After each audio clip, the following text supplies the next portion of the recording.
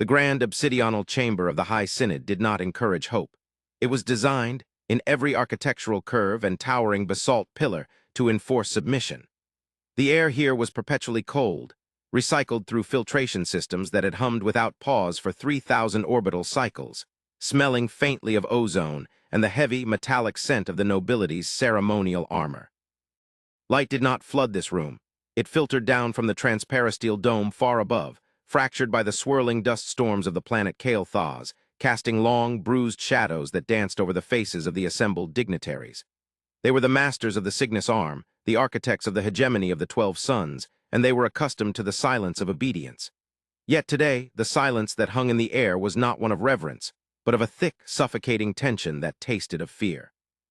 At the center of the amphitheater, suspended in a gravity-well podium that hovered above the obsidian floor, High Exarch Vox stood with his 4 arms folded behind his back, his chitinous plating clicking softly as he shifted his weight.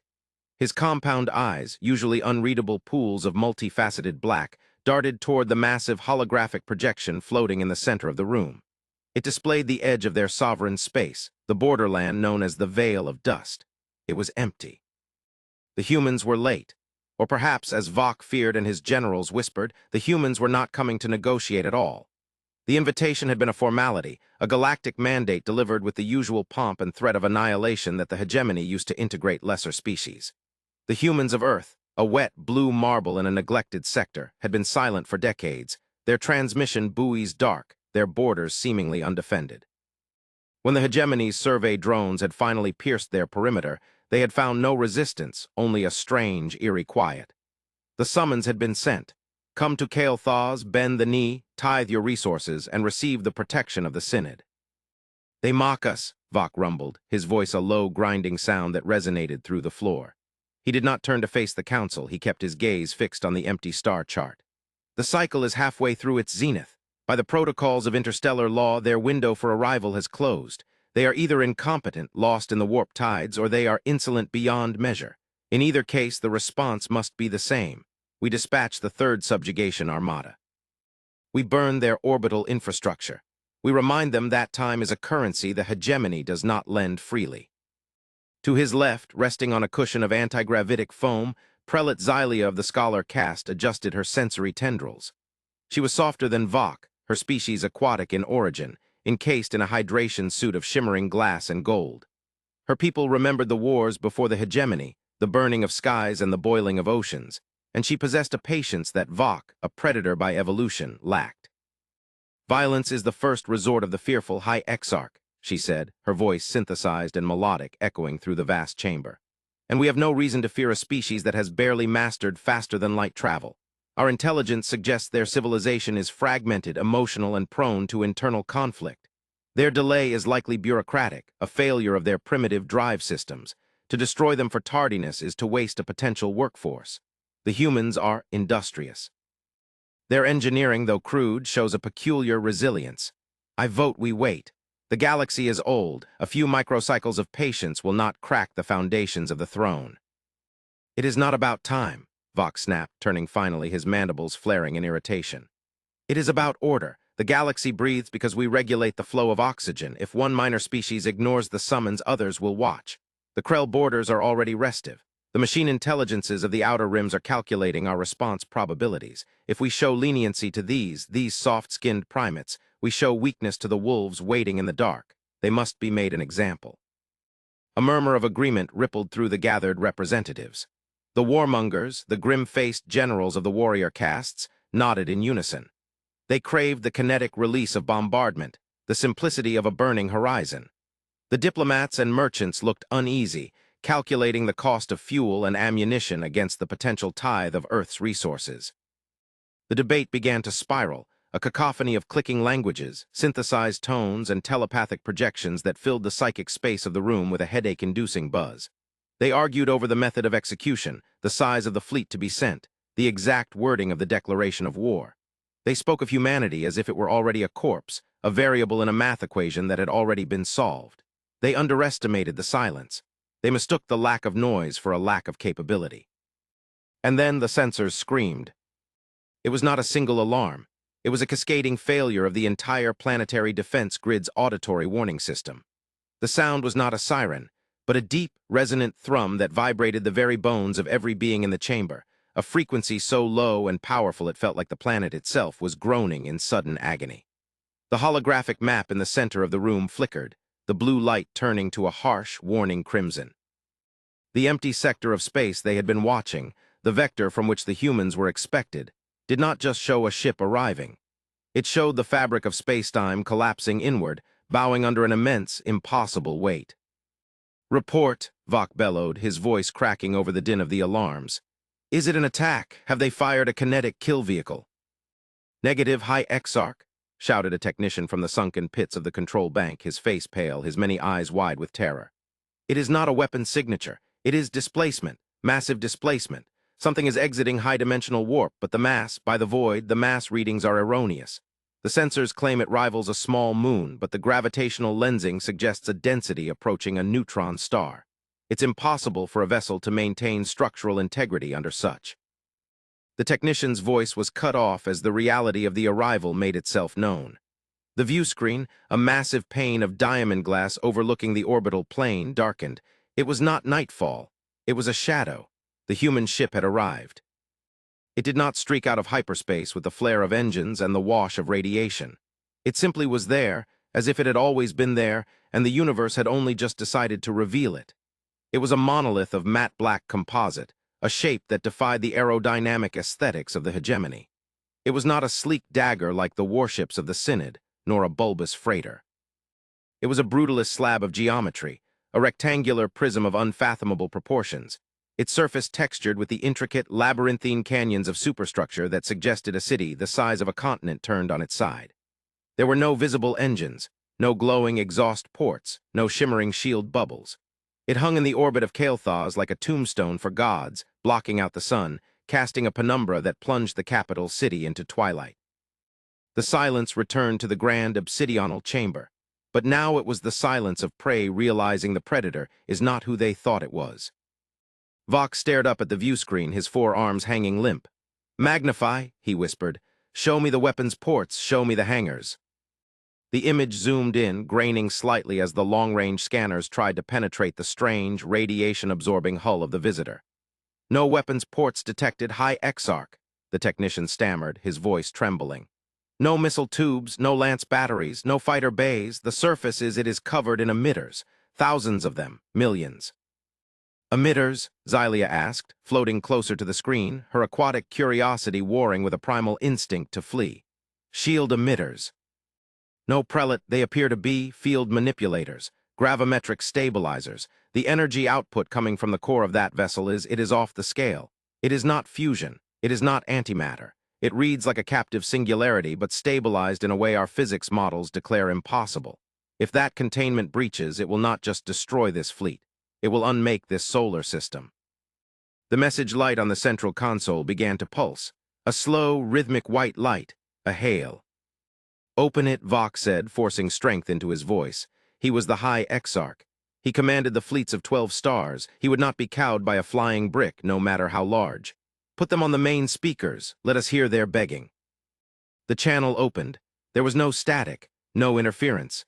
The audio quality was crystalline, stripped of all background noise, as if the speaker were standing right beside Vok's ear. "This is the United Earth vessel Dauntless Horizon," a voice said. It was a human voice, female, calm, devoid of the jagged edges of aggression or the trembling vibrato of fear. It sounded like a teacher speaking to a classroom or a doctor addressing a patient.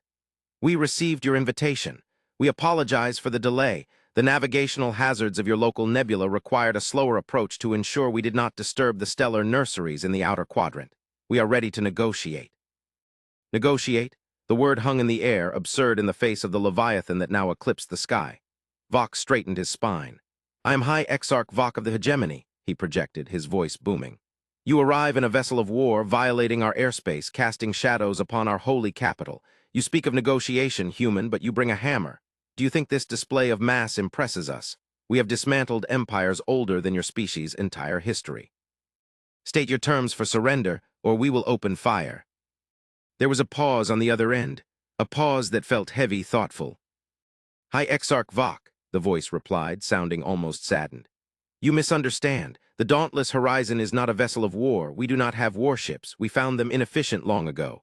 I am Ambassador Alara Vance. I am requesting permission to land a shuttle. I will come alone. We have much to discuss, and I believe your sensors are already telling you that firing upon this ship would be ill-advised.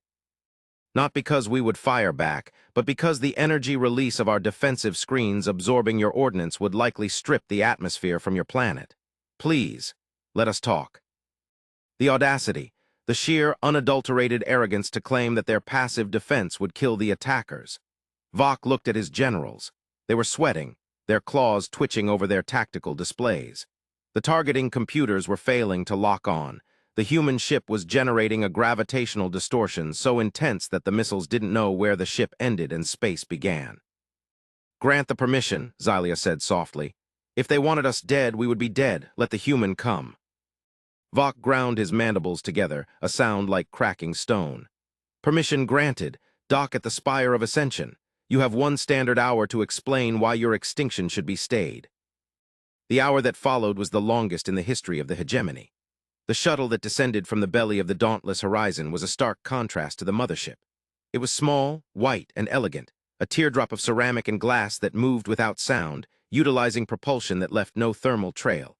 It landed on the high platform of the spire, and the council waited in the grand chamber, flanked by the elite Praetorian Guard, towering warriors in power armor wielding plasma glaives. They expected a warrior.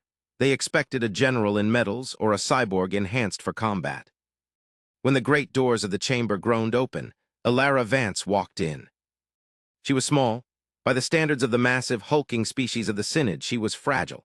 She wore no armor. She carried no weapon. She was dressed in a simple suit of gray fabric, high-collared, with a small silver pin on her lapel depicting a golden olive branch wrapped around a stylized atom.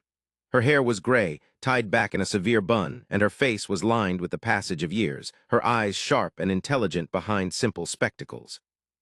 She walked with a cane, tapping it rhythmically against the obsidian floor as she approached the center of the room, ignoring the hundreds of alien eyes boring into her, ignoring the 10-foot-tall guards who tracked her every movement. She stopped 10 paces from Vok's podium. She did not bow, she did not kneel. She simply nodded, a polite inclination of the head. "High Exarch," she said. Her voice was not amplified, yet it carried clearly in the acoustics of the chamber.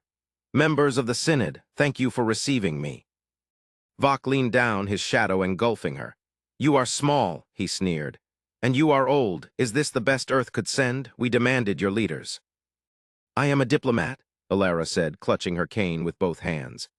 "I am authorized to speak for the United Earth Sphere, and I am old, yes. Experience is valued among my people. You asked for our submission. I am here to explain why that is not possible." "Not possible?" Vok laughed, a harsh barking sound. "Do you see the fleets in orbit, human? Do you see the history carved into these walls? We do not ask, we take. Your ship is large, yes, a freighter of impressive scale, but it is one ship. We have thousands. We will swarm you like locusts. We will dismantle your hull plate by plate." Alara sighed, a sound of genuine fatigue. She reached into her pocket, and a dozen plasma glaives activated instantly, pointed at her heart. She froze, then slowly withdrew a small data crystal. She placed it on the floor. "That," she said, pointing to the crystal with her cane, "contains the schematics of the dauntless horizon, not the military secrets, simply the function. Before you threat to swarm us, I believe you should understand what you are looking at. Prelate Xylia, I believe you are a woman of science. Please." Xylia hesitated, then manipulated her console to scan the crystal. The holographic projector in the center of the room shifted. The image of the human ship expanded, peeling away the outer hull to reveal the internal mechanisms. Gasps echoed through the chamber. The interior of the ship was not full of barracks, or missile magazines, or fighter decks. It was filled with tanks, miles and miles of tanks, and at the center the power source was indeed a singularity, but it was encased in a lattice of crystal that pulsed with a rhythm that matched the heartbeat of a star. "What is this?" Xylia whispered, her tendrils quivering. "These tanks, they contain biomass, RNA sequencing, seeds." "The dauntless horizon is a seeder," Alara explained calmly. "It is a terraforming engine, a world shaper. We do not use it for war, we use it to heal. When a star begins to die, we reignite it. When a planet's atmosphere boils away, we rebuild it. The tanks contain the genetic code of 1,000,000 biospheres. The energy core is designed to output enough power to magnetize a dead planet's core and restart its rotation. You are gardeners, Vox spat, confusion warring with contempt. You sent a gardening tool to a war council. We sent our most powerful ship, Alara corrected gently.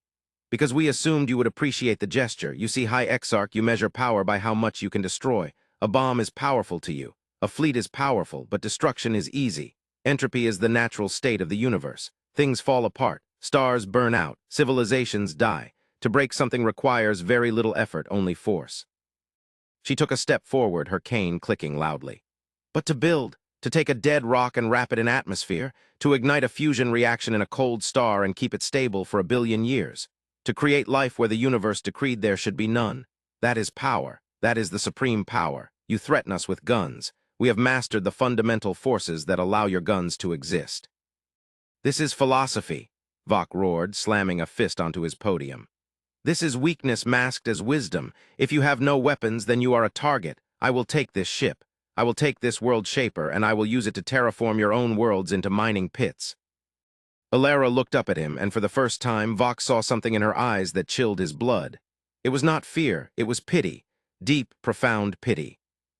High Exarch, she said, her voice dropping an octave, becoming steel. I told you the Dauntless Horizon is not a warship. I did not say it was harmless. You are confusing aggression with capability. The energy required to terraform a planet in days, as that ship can do, is orders of magnitude greater than the energy required to shatter it. She tapped a command into her cane. The hologram changed. It showed a simulation. The Dauntless Horizon was orbiting a barren moon. The emitters on its hull glowed. A beam of focused gravimetric waves struck the moon. In the simulation, the moon did not explode. It imploded.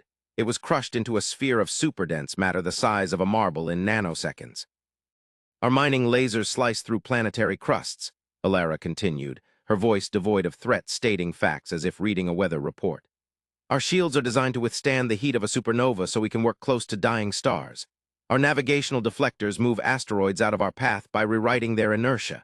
If you fire upon us, the automated defense protocols will interpret your fleet as debris. Environmental hazards. The ship will simply remove the hazard. It will dismantle your ships at the atomic level and store the raw materials in the fabrication bays to be used for fertilizer. We do not want to do that. We do not want to turn the pride of the hegemony into topsoil. But we will. The silence in the chamber was now absolute. The generals were staring at the simulation. They understood the math. They understood that a civilization that could build a planet could delete one with a keystroke. Why, Xylia asked, her voice trembling.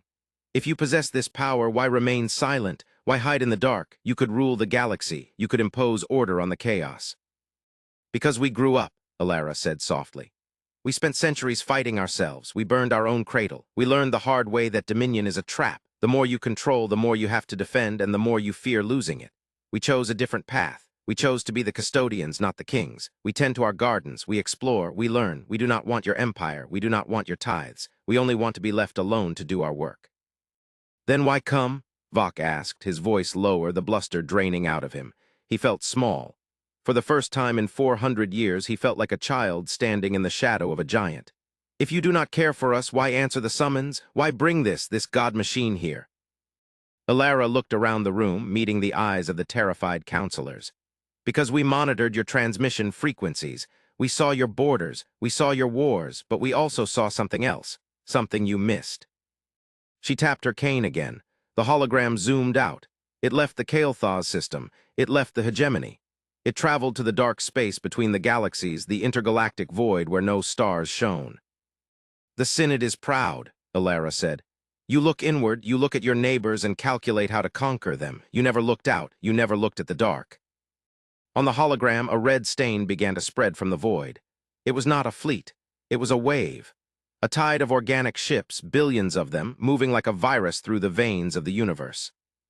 The Hollow Ones, Alara said.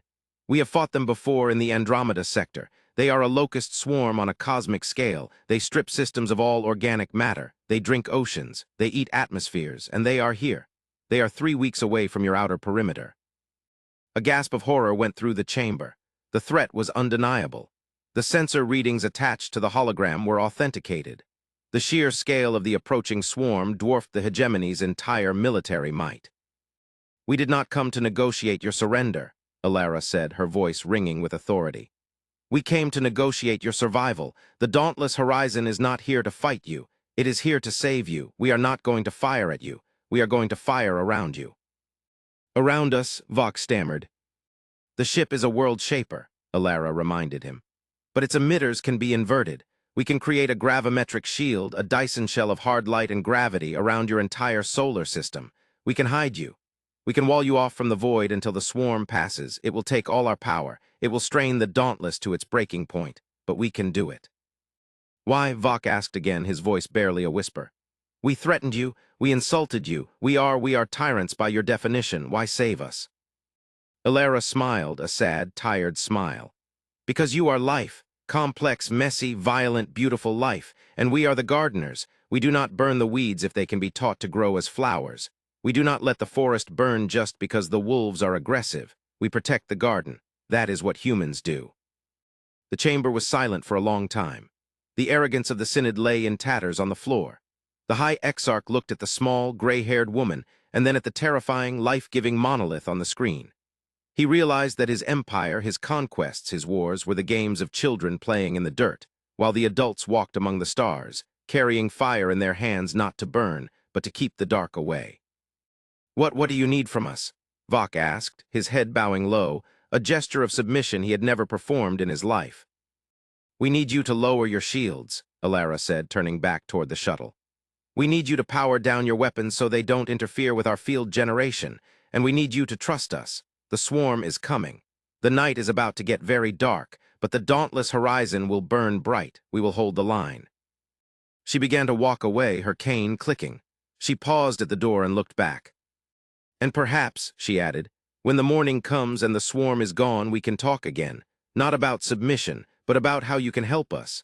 There are a lot of broken worlds out there, High Exarch. We could use some help planting the next harvest." The doors closed.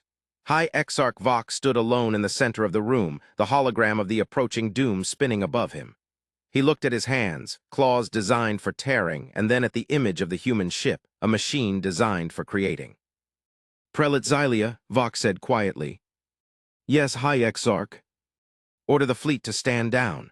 Lower the planetary shields. Divert all reactor output to the civilian grids." "Sir." "We are not the masters of this galaxy," Vox said, watching the massive shadow of the dauntless horizon shift as it began to deploy its emitters, a crown of light beginning to form around the planet. "We are the seedlings, and it is time we learned how to grow." Above them in the cold vacuum, the dauntless horizon began to sing. It was a song of gravity and light, a song that vibrated through the hull of every ship and the bones of every being. The emitters flared, blindingly white, weaving a cocoon of energy around the system. The sheer magnitude of the power on display was terrifying, enough energy to vaporize the system instantly, channeled with surgical precision to protect it. In the command center of the Dauntless, Captain Aris Thorne watched the readings. The hull groaned under the strain. "Ambassador is aboard," the comms officer reported. "Field integrity at 98%. The swarm vanguard has entered the sensor net. They are impacting the outer barrier." "Hold it steady," Thorne said, watching the wall of black biological ships crash against the golden light of humanity's shield. "Let them break themselves against us. We are the wall." On Kael'thas, the sky turned a brilliant, shimmering gold. The night was banished. The people of the hegemony looked up, not in fear of the conqueror, but in awe of the protector. The humans had not negotiated. They had simply arrived, proven that they were the supreme power in the galaxy, and then used that power to wrap a blanket around a shivering child. It was the most dangerous thing the Synod had ever seen, because it killed their ideology without firing a shot.